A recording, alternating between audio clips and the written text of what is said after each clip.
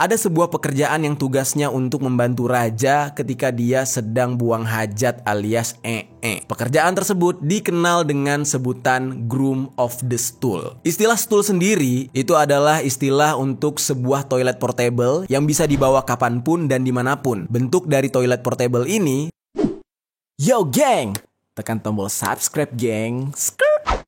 Hey yo, what's good? Welcome back to Kamar Jerry.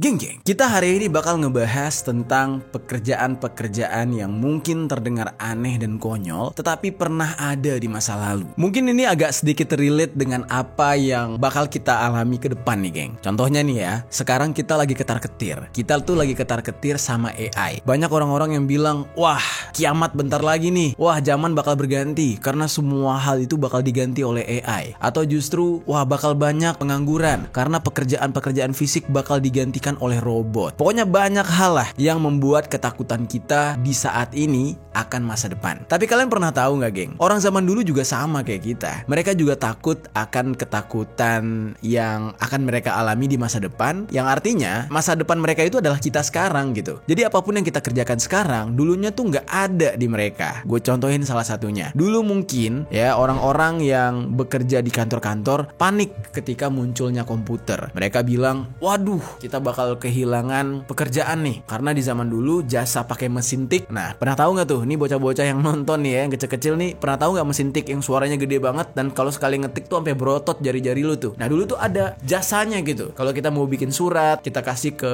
jasa orang yang ngetik mesin tik itu dan kita harus bayar. Dan untuk menggunakan mesin tik, seseorang harus punya skill. Nah, semenjak adanya komputer, aplikasi-aplikasi untuk mengetik itu akhirnya menggeser eksistensi mesin tik dan orang-orang yang punya skill menggunakan mesin tik ya kan, akhirnya jobless alias terpaksa harus menganggur atau justru mencari pekerjaan lain. Nah, jadi makanya nih, gue sedikit mengingatkan apapun yang akan terjadi ke depan tentang AI, robot, ya nggak usah khawatir lah. Zaman memang berkembang dan kita sendiri yang saat ini hidup adalah produk perkembangan zaman yang dikhawatirkan oleh nenek moyang kita dulu. Ya, kurang lebih kayak gitu. Hari ini gue pengen ajak kalian untuk membahas pekerjaan-pekerjaan di masa lalu yang mungkin tidak pernah terbayangkan oleh kalian gitu. Yang mana pekerjaan-pekerjaan itu untuk di zaman sekarang ya nggak bakal laku. Tapi di zaman dulu itu dibayar mahal dan menjadi sebuah kemewahan. Nah, apa saja pekerjaan-pekerjaan di masa lalu yang dianggap aneh, konyol, dan unik ini? Langsung aja kita bahas satu persatu di sisi lain.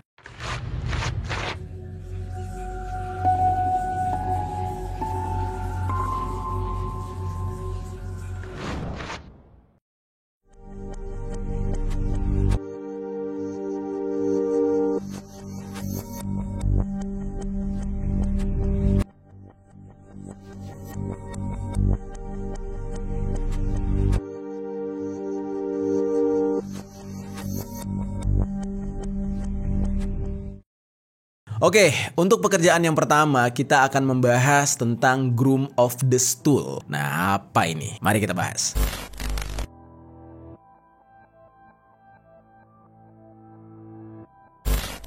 Seperti yang gue katakan tadi, zaman dahulu ya pastinya tidak ada alat-alat canggih seperti sekarang. Percuma kalian mau kaya raya dari kalangan bangsawan, anak raja sekalipun, ya dulunya itu tetap gak akan bisa membeli teknologi sekaya apapun kalian. Jangankan teknologi, untuk punya listrik aja kemungkinan gak ada. Jadi bisa dibayangkan ya, untuk manusia modern seperti kita, kayaknya hidup di masa lalu itu sangat merepotkan. Tetapi bagi orang di masa lalu kayaknya biasa aja. Nah, salah satu kemajuan teknologi yang akan kita bahas di poin pertama ini mungkin agak sedikit jorok gitu ya. Ini pembahasan tentang toilet. Untuk zaman sekarang ya, kita hidup di zaman yang canggih banget. Bahkan toiletnya aja ada yang harga ratusan juta sampai miliaran rupiah. Kok bisa? Apakah dari bawah toilet itu akan keluar tangan orang untuk nyebokin kita? Ya tentu enggak. Tapi mostly toilet-toilet mahal sekarang ya bakal bisa nyebokin si orang yang lagi pup, ya kan? Dan bahkan toilet-toilet mahal sekarang itu ada penghangatnya. Biar pas kalian duduk tuh terasa nyaman gitu. Berbeda dengan zaman dahulu, toilet itu adalah sebuah benda yang sangat sederhana di zaman dahulu, yang mana hanya disediakan bilik kecil yang berisikan sebuah kloset pembuangan. Dan kalau di Asia orangnya masih menggunakan air, kalau di Eropa atau di luar negeri lain itu menggunakan tisu atau kertas toilet. Udah gitu di zaman dahulu toiletnya udah pasti nggak ada flushnya. Sistem toilet di zaman dahulu ya langsung klosetnya di bawah sudah ada penampungan air, jadi udah nggak perlu siram-siram lagi lah ibaratnya. Nah, kalau kalian manusia modern di zaman sekarang hidup di zaman dahulu dengan kondisi toilet seperti itu, gue yakin banget kalian udah nangis. Lalu geng, ada hal yang menarik nih seputar dunia pekerjaan di zaman dahulu yang berkenaan dengan toilet. Jadi, saat era kekuasaan Raja Henry VIII sekitar tahun 1500-an, ada sebuah pekerjaan yang tugasnya untuk membantu raja ketika dia sedang buang hajat alias Pekerjaan tersebut dikenal dengan sebutan groom of the stool. Istilah stool sendiri itu adalah istilah untuk sebuah toilet portable yang bisa dibawa kapanpun dan dimanapun. Bentuk dari toilet portable ini seperti bangku kotak yang posisinya agak tinggi dengan lubang yang berada di tengah kotak tersebut. Ya, untuk lubangnya kalian udah tahu fungsinya buat apa ya? Untuk jalur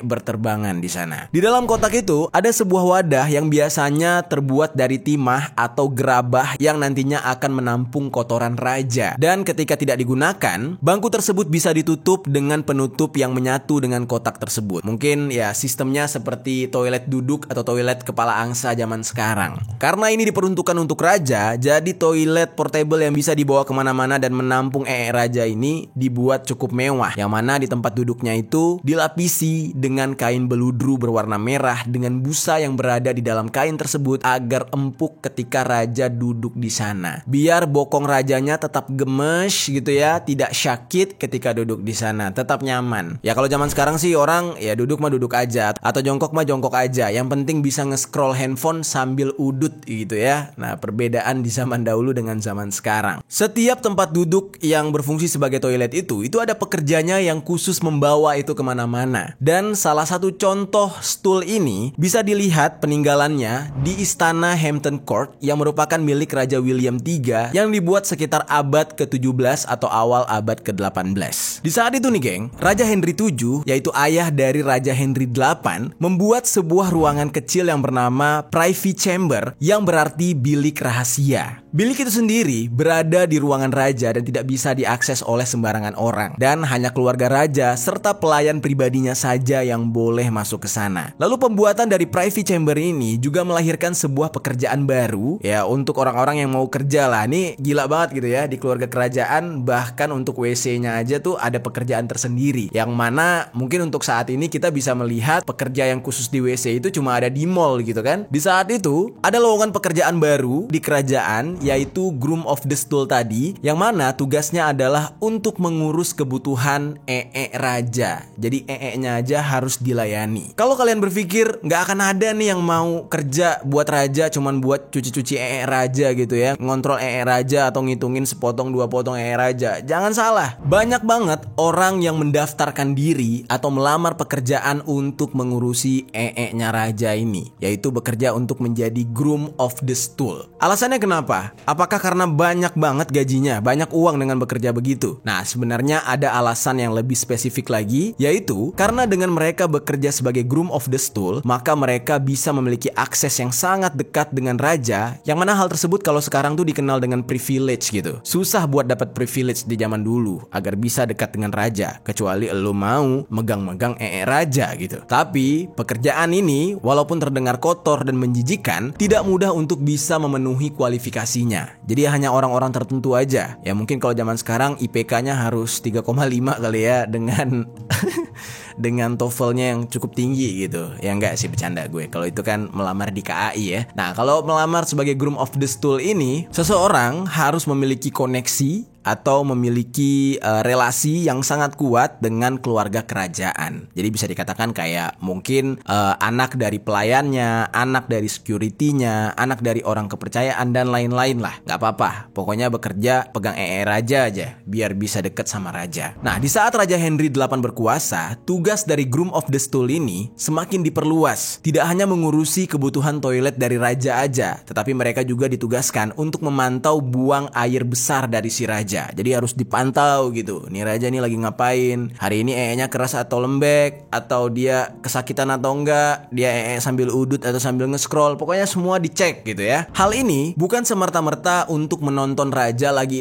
tetapi juga harus mengerti mengenai kondisi kesehatan raja dengan memantau pola makannya, jam makannya, asupan makanannya, sehingga si Groom of the Stool ini bisa memperkirakan kira-kira si raja setelah makan berapa jam kemudian dia Nah itu harus dihitung, harus ada jadwalnya. Dan dia benar-benar harus memperkirakan jadwal raja dan itu harus tepat waktu, atau mungkin ya jangan meleset-meleset amat. Perlu kalian ketahui ya geng, mungkin hal kayak gini agak sedikit nggak masuk akal. Buat apa sih sampai ke kotoran raja juga dikontrol gitu? Nah ini gue kasih contoh sedikit ya geng. Kalau kalian tahu nih, Kim Jong Un yang dari Korea Utara itu dia tidak pernah mau menggunakan toilet sembarangan. Dia kemanapun pergi, kalau misalkan ke luar negeri nih, bakal ada toilet portable khusus untuk Kim Jong Un. Itu selalu dibawa. Kenapa demikian? Karena Kim Jong Un gak mau nya itu dicuri oleh pihak mata-mata negara lain. Kok bisa segitunya? Nah ternyata dari kotoran manusia itu bisa dicek atau bisa diperiksa kondisi kesehatan seseorang. Karena walaupun itu hanya kotoran, itu adalah bagian dari tubuh orang tersebut. Maka rahasia-rahasia soal penyakit Kim Jong Un itu bisa di-tracking, bisa dicek, bisa diperiksa dari kotorannya. Makanya setiap dia keluar negeri kemanapun, itu kotorannya dibawa pulang kembali atau dibawa balik lagi ke Korea Utara, dibuang di sana. Nggak boleh dibuang di negara manapun. Gila nggak tuh? Nah itulah makanya di zaman dahulu ada pekerjaan Groom of the Stool, yang mana seseorang bekerja mulai dari memerhatikan makannya raja, vitaminnya raja, timing raja itu bakal poops dan lain-lain.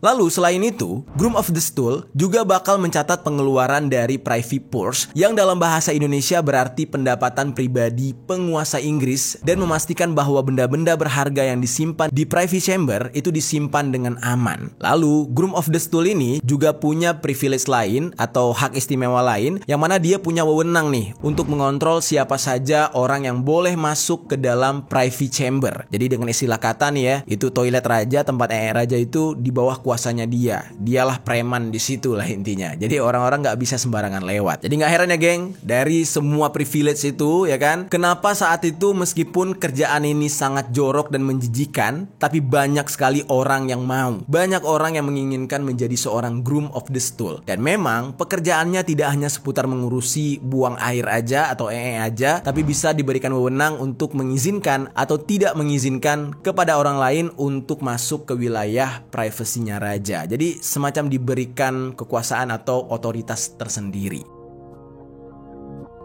Sebagai seorang Groom of the Stool, pasti bakal memiliki akses ke sebuah tempat yang bernama Great House of Eastman, atau yang disebut dengan rumah kenyamanan yang hebat. Nah, bangunan tersebut diisi dengan 28 kursi di 2 tingkat, dan di sana ada kotoran-kotoran raja atau kotoran pihak kerajaan, yang mana setiap kotoran dari tempat ini akan mengalir ke Sungai Thames melalui saluran air yang dilapisi oleh batu bata. Nah, memang agak sedikit menjijikan, tetapi untuk seorang Groom of the Stool, dia akan sangat bangga menjalani pekerjaan ini karena mempunyai privilege tersebut. Terkadang pekerjaan seperti ini juga menjadi sebuah pekerjaan yang turun-temurun yang selalu ada di kerajaan Inggris, dan berdasarkan sejarahnya, raja yang memiliki Groom of the Stool atau orang yang bekerja untuk ngeliatin raja ini ya. Nah, itu yang terbanyak petugasnya adalah ketika Raja George III memimpin, dengan total ada 9 orang pekerja Groom of the Stool-nya dia. Bisa kebayang gak tuh kalau ke-9 orang itu ya kerja di shift yang sama, kerjaannya ngeliatin raja gitu ya. 9 orang coy. Gila, gokil banget. Menurut artikel berita Ancient Origins, posisi Groom of the Stool ini biasanya diberikan kepada keturunan keluarga bangsawan. Nah, ini memang agak sedikit picky gitu ya untuk memilih para pekerjanya, karena nggak mungkin orang sembarangan. Ya kalau orang sembarangan bisa-bisa nanti bahaya buat keselamatan si raja. Jadi memang harus orang-orang yang terpercaya. Raja Henry VIII sendiri memiliki 4 orang Groom of the Stool, yang mana salah satu diantaranya bernama Sir Henry Norris. Nah, Sir Henry Norris ini adalah putra kedua dari Sir Edward Norris yang lahir sekitar tahun 1481. Dia pernah diangkat sebagai Gentleman of the King's Chamber, yang menjadi salah satu teman paling dekat dari raja. Gara-gara dia bertugas sebagai groom of the stool yang merhatiin atau ngurusin nya raja, sampai-sampai di saat itu Raja Henry VIII memberikan Norris ini berbagai jembatan yang membuat dia bisa menjadi orang yang sangat berpengaruh di istana. Seperti salah satunya pada tahun 1515. Di saat itu Norris diangkat sebagai Keeper of the Park of Foliajon di Wingfield, Berkshire. Lalu 4 tahun kemudian dia diangkat menjadi Bailiff of Ewelme di Oxfordshire. Dan di tahun 1523 dia diangkat menjadi Keeper of Langley New Park di Buckinghamshire dan juga Bailiff of Wedlington. Lalu beranjak ke tahun 1526, Norris menggantikan Sir William Compton sebagai Groom of the Stool yang sebelumnya. Jadi dia menggantikan posisi. Bisa dibayangkan ya geng, gimana privilege atau keistimewaan seorang Groom of the Stool ketika dia menjadi seorang pemerhati raja yang ngurusin nya raja gitu ya. Dia bisa mendapatkan privilege yang benar-benar gila. Di abad-abad selanjutnya, pekerjaan sebagai Groom of the Stool ini masih dipertahankan oleh berbagai bangsawan di Inggris. Groom of the Stool selanjutnya mungkin tidak akan memiliki pengaruh sebesar Norris ketika dia menjadi bagian dari Groom of the Stool-nya Raja Henry VIII. Nah, namun ada juga beberapa pekerja dari Groom of the Stool ini yang memiliki jabatan penting dalam pemerintahan Britania Raya. Salah satu contohnya nih ya, ada yang bernama John Stuart yang merupakan Groom of the Stool-nya George III yang di saat itu mendapatkan privilege menjadi Perdana Menteri Britania Raya. Lalu saat Ratu Victoria berkuasa di Inggris, nah Ratu Victoria ini justru tidak memiliki Groom of the Stool. Namun anehnya, dia justru memakai nama Groom of the Stool untuk diberikan kepada suaminya, yaitu Pangeran Albert dan juga anak serta penerus tahta yaitu Edward ke-7. Nah, ketika Edward naik tahta pada tahun 1901, pekerjaan Groom of the Stool ini dihapuskan untuk selama-lamanya. Jadi udah nggak ada lagi. Mungkin di saat itu sudah mulai ngerasa kayak menjijikan banget gitu ya, bekerja sebagai Groom of the Stool. Nah, gimana tuh geng? Menurut kalian pekerjaan yang pertama sebagai seorang Groom of the Stool, ada yang minat? Kalau ada yang minat, mungkin boleh komen di bawah. Oke, sekarang kita ke pekerjaan unik lainnya. Pekerjaan yang satu ini mungkin terdengar mudah, terdengar simple, atau juga ya untuk saat ini masih ada yang bekerja seperti ini, tapi porsinya aja yang berbeda, yaitu petugas lamplighter atau petugas menyalakan lampu. Nah, mungkin untuk masyarakat modern kayak kita ini terdengar biasa aja gitu ya. Security komplek juga tugasnya nyalain lampu. Nah, tapi ini kondisinya benar-benar berbeda, geng. Di zaman dahulu, listrik itu belum ada, lampu itu belum ada. Untuk penerangan jalan itu harus menggunakan energi yang berasal dari gas. Pemakaian gas di zaman dulu bisa dikatakan sangat besar. Banyak pipa yang mengalirkan gas ke seluruh negeri, termasuk untuk lampu gas yang ada di sepanjang jalan kota. Jadi kayak lampu jalanan zaman dulu tuh nggak pakai listrik, jadi benar-benar pakai gas. Ya kayak kompor lu sekarang lah. Permintaan dari lampu gas ini terus meningkat seiring dengan bertambahnya lalu lintas untuk kereta kuda di kota-kota besar. Ya kita bisa bayangkan untuk zaman sekarang, kalau aja sebuah daerah tidak ada lampu jalannya, udah pasti jalan tersebut bakal sepi dan serem banget gitu ya. Nah, di zaman dulu juga sama. Bukan berarti karena nggak ada listrik zaman dulu penerangan jalan itu nggak ada. Tetap ada dan sangat dibutuhkan, tetapi menggunakan gas. Nah, lalu geng, gak seperti lampu listrik zaman sekarang, lampu gas ini harus dinyalakan secara manual. Pada zaman dahulu, ada pekerjaan yang khusus para petugasnya itu memang menyalakan lampu-lampu ini dan disebut sebagai lamplighter atau orang yang menyalakan lampu. Mereka ini akan mulai menyalakan lampu pada sore hari dan memadamkannya ketika fajar. Dan tugas menyalakan serta memadamkan lampu ini, biasanya si petugasnya itu bakal membawa tangga serta tongkat untuk bisa menjangkau lampu tersebut. Jadi lumayan effort. Jadi untuk satu lampu aja harus naik tangga. Bisa bayangin tuh ya, kalau ada berapa ratus lampu di sepanjang jalan, berarti se-effort itu. Nggak kayak sekarang tinggal pencet saklar. Setiap orang yang bekerja sebagai lamplighter diberikan tugas untuk menyalakan dan memadamkan sekitar 70-80 tiang lampu. Dan setiap harinya untuk tugas tersebut mereka akan dibayar sekitar $2 per hari. $2 di zaman dulu gede tuh. Kalau sekarang ya mungkin cuma 32.000 ya. Kalau zaman dulu 32.000 kayaknya gede banget tuh. Seberapa banyak yang bertugas itu tergantung pada musim yang sedang berlangsung. Mungkin kalau musim dingin akan lebih banyak membutuhkan orang yang bisa dipekerjakan sebagai lamplighter. Kalau lagi kemarau kayaknya ya nggak banyak-banyak banget gitu.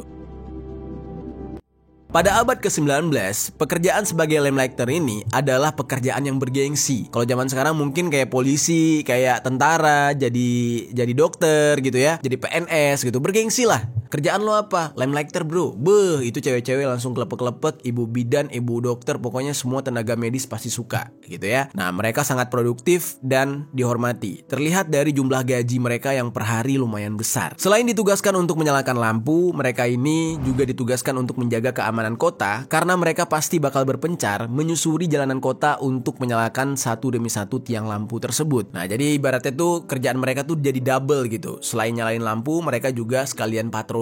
Dan di zaman dahulu, saking terhormatnya, para lamplighter atau penyala lampu ini punya seragam. Dan menurut gua seragamnya keren, berasa kayak balik ke zaman-zaman Inggris di era Victoria. Jadi modis banget, keren gitu.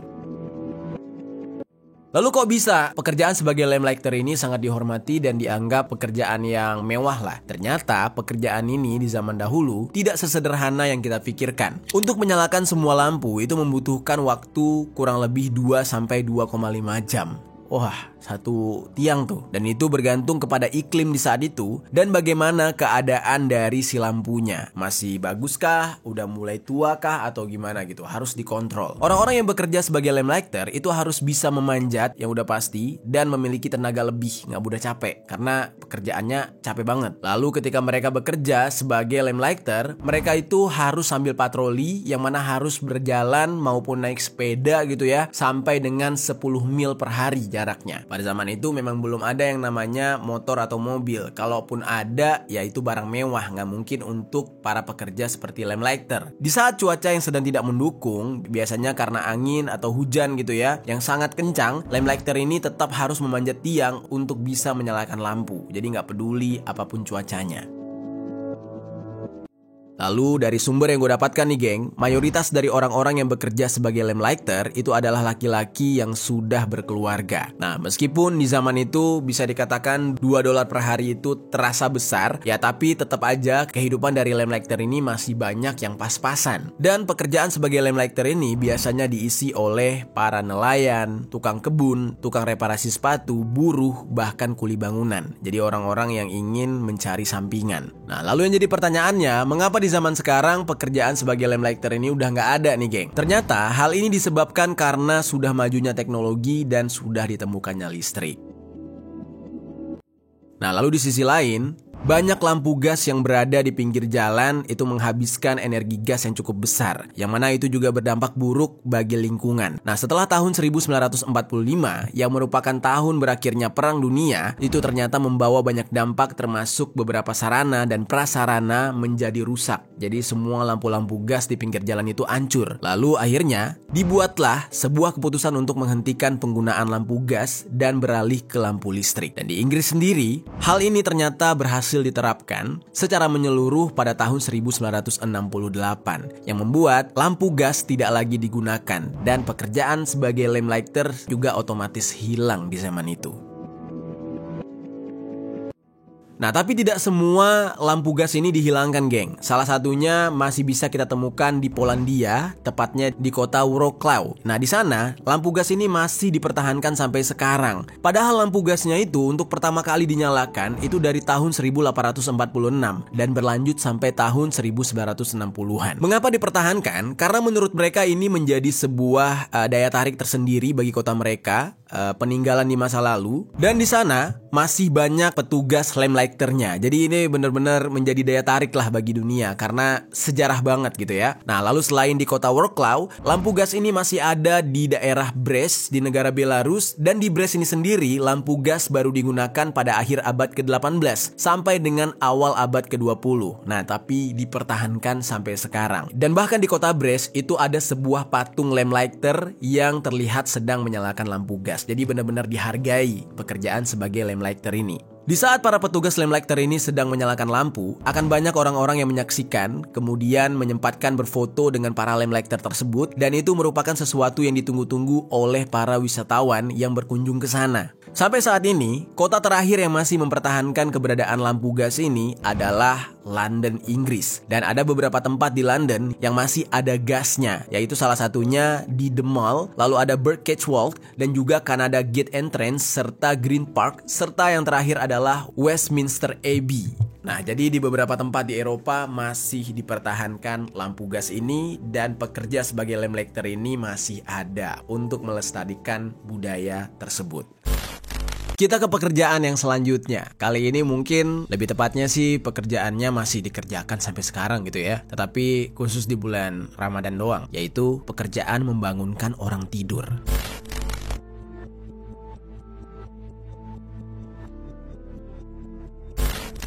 Oke, mungkin kalau untuk zaman sekarang ngebangunin orang tidur justru nggak harus dibayar gitu kan, sukarela gitu kalau di bulan Ramadan. Atau bahkan justru nih ya, kalau ngebangunin orang tidur di bulan yang bukan bulan Ramadan gitu, yang ada bukannya dibayar malah dikasih bogem mentah yang ada. Jadi di zaman dulu, sebelum adanya alarm handphone atau alarm jam seperti sekarang, pekerjaan membangunkan orang tidur itu ada dan dibayar, geng. Pekerjaan ini disebut dengan knocker up, dan ini merupakan sebuah pekerjaan yang pernah eksis di Inggris serta di Irlandia ketika negara tersebut sedang di masa revolusi industri. Perlu diketahui nih geng, pada masa revolusi industri mulai lahir pabrik-pabrik besar yang selalu memproduksi barang-barang kebutuhan yang bahkan tidak jarang mereka membuat peralatan untuk kebutuhan perang. Dikarenakan banyaknya pabrik besar tersebut tentunya membutuhkan buruh untuk bekerja di sana mulai dari subuh buta. Nah, memang di sekitar tempat mereka tinggal, para buruh ini tinggal, mereka ada gereja gitu ya, yang setiap paginya membunyikan lonceng gereja. Namun, bunyi lonceng tersebut tidak bisa membangunkan para pekerja yang sudah letih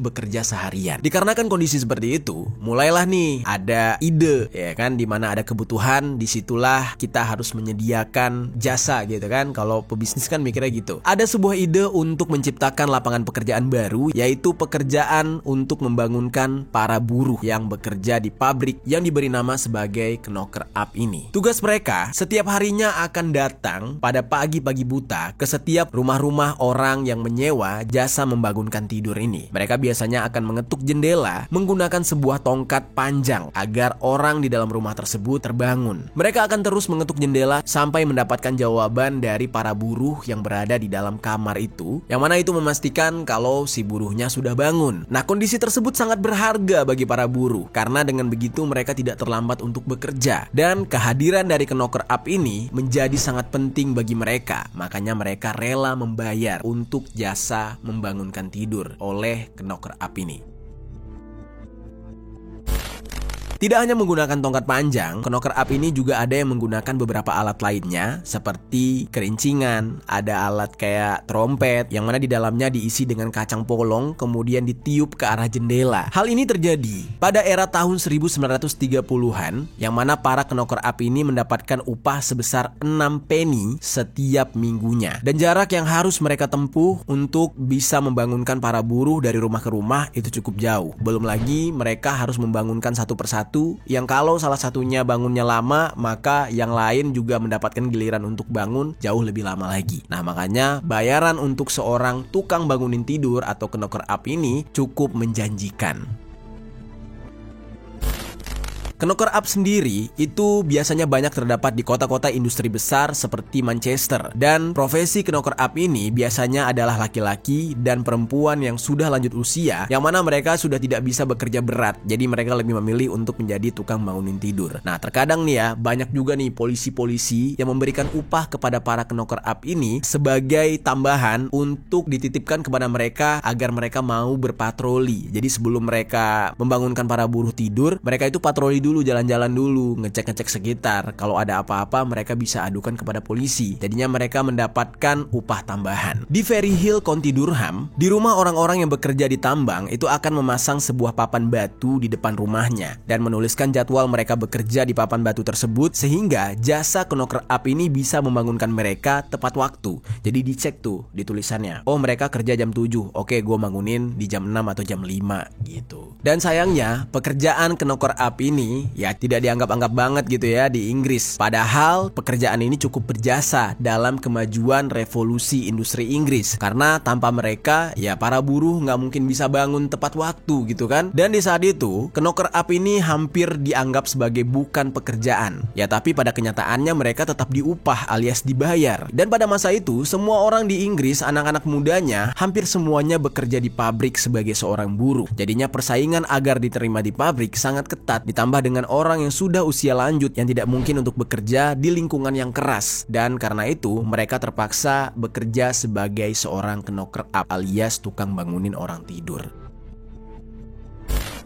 Nah, lalu pada akhirnya pekerjaan knocker up ini hilang secara perlahan, tapi tidak diketahui tepatnya di tahun berapa. Namun yang jelas itu mulai hilang ketika teknologi jam alarm mulai ditemukan. Di saat itu, para buruh pabrik yang selama ini membayar tukang bangunin tidur atau knocker up ini sudah tidak lagi membutuhkan mereka gara-gara para buruh sudah bisa beli jam, ya kan? Sekali bayar doang, jam itu dipakai sambil tidur atau ditaruh di mejanya, dan jam tersebutlah yang akan membangunkan mereka dengan cara men-setting lah. Nah, di saat itu pekerjaan knocker up mulai tidak dibutuhkan. Tapi di masa itu masih ada beberapa knocker up yang bertahan, yang mana mereka masih bertahan karena dipekerjakan oleh depo kereta api untuk memanggil para pekerja ketika pergantian shift. Nah, namun itu hanya bertahan beberapa tahun aja. Karena kan di saat itu di lingkungan depo kereta api itu sangat-sangat berisik, geng. Jadi orang-orang sudah terbiasa dengan suara kebisingan dan mereka udah bisa tidur di tengah-tengah kebisingan. Nah, jadi alarm nggak berfungsi, nggak berguna. Yang benar-benar bisa diandalkan ya knocker up tadi. Jadi cuma mereka yang bisa bangunin orang-orang yang ada di depo kereta api. Nah, makanya pekerjaan knocker up masih terpakai di sana, namun hanya beberapa tahun saja.